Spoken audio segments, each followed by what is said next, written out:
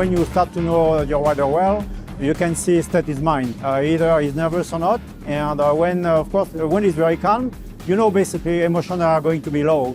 And as soon you will get a bit more nervous, emotions are going to be very high. That means the way you will ride will be a bit more aggressive, and this can lead maybe to make a mistake.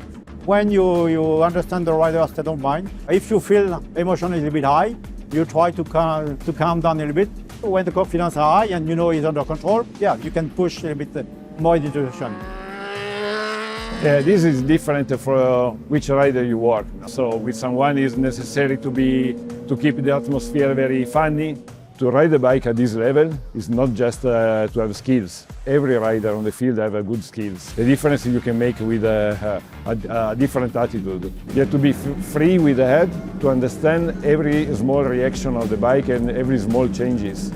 When you get a stage where basically the confidence is quite good, normally you are able to level this and it gets better.